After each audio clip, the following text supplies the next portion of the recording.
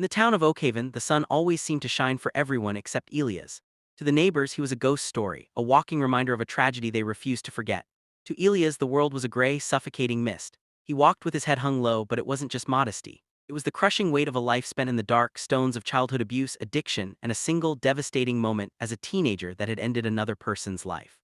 He lived in the House of Echoes, a small cottage on the edge of town. Here the silence wasn't quiet, it screamed. "Why did you pick up the bottle?" The wind would howl through the floorboards. "If you hadn't been so high, he'd still be alive," the rafters would creak. The manslaughter conviction had cost him his youth in a cell, but the guilt had cost him his soul. But the echoes inside were nothing compared to the voices outside. Whenever Elias ventured into the market for bread, he felt the eyes of the negative people, the town's self-appointed judges. They didn't use physical weapons, they used the history he couldn't outrun. They were experts at finding the gaping wounds of shame that had started when he was a boy, long before he ever touched a substance. "Look at him," a woman whispered loud enough for him to hear. "The killer returns, my taxes paid for his bed in prison, and now he walks among us like he's one of us."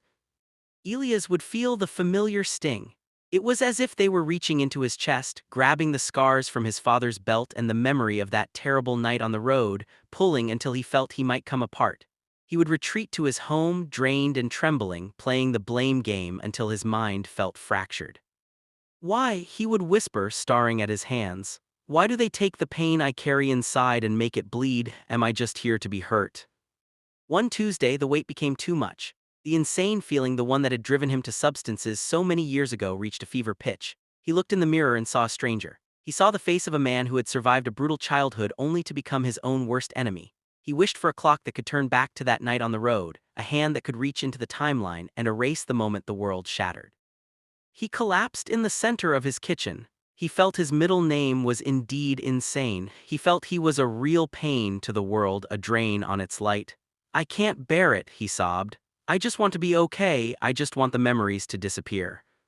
In the depths of his exhaustion, a memory of a different kind surfaced, not a memory of a mistake, but a memory of a promise his grandmother had whispered when he was small. She had spoken of the rain of prayer, a spiritual cleansing that didn't come from the clouds but from a total surrender to the Lord. He closed his eyes. He stopped arguing with the town. He stopped trying to justify his survival. Instead, he began to speak not to the people who hated him but to the God who knew the child he had once been. "Lord," he gasped, "take the shame. I can't rearrange the past. I can't bring that boy back. But I can't live in this blood and blame anymore. Make it go away, please." It started as a trickle of words, then a flood. He surrendered the middle name of insanity. He surrendered the needle, the bottle, and the heavy stones sewn into his coat. As he prayed, a strange sensation began to fill the room. It felt like a cool, gentle rain was falling inside the House of Echoes. It didn't dampen the furniture, it dampened the fire of his self-loathing. It was the rain of prayer. It washed over the gaping wounds of his childhood and the jagged scars of his crime. For the first time since he was a teenager, the bleeding stopped.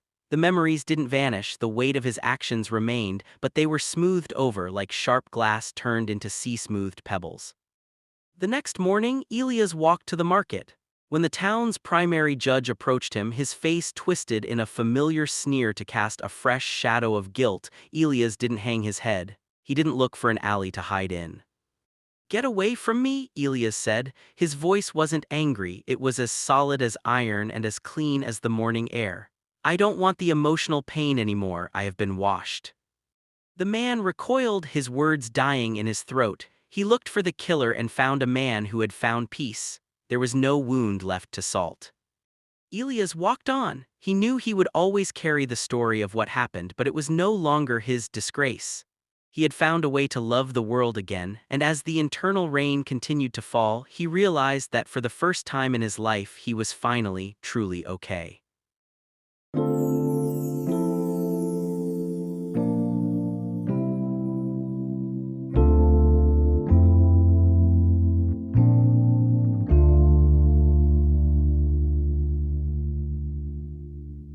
I catch myself asking why do I always feel like I'm in the world to be guilt-tripped, hurt and made to cry?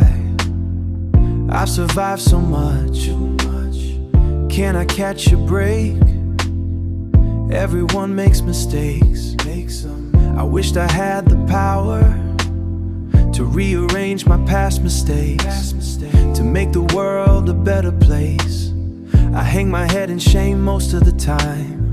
I've been blamed for a lot. I wished I could change time. I'd rewind all the pain in my life. I would erase all the emotional pain within my soul. Oh, the emotional pain is almost too much to bear. I wanted to share with the world my pain, just so I know I'm not insane for wishing the painful memories away. I wish that they would all just disappear. Pain is my disgrace. I wanna chase away the pain. It's driving me insane. It's making me play the blame game. Why, oh why, do these people always wanna cause me pain, to make me cry? Why do they take my pain I carry inside and cause it to bleed through all the gaping wounds of shame? I wish that I could be less insane, less insane, less insane. I know why I feel the way I feel, it just is me. I love to blame the world for my pain. It's driving me insane, insane, insane. That should be my middle name. Oh, the emotional pain is almost too much to bear. I wanted to share with the world my pain, just so I know I'm not insane for wishing the painful memories away. I wish that they would all just disappear. Pain is my disgrace. I wanna chase away the pain. It's driving me insane. It's making me play the blame game. Oh, this emotional pain, please Lord make it go away. I praise my Lord, so please just go away.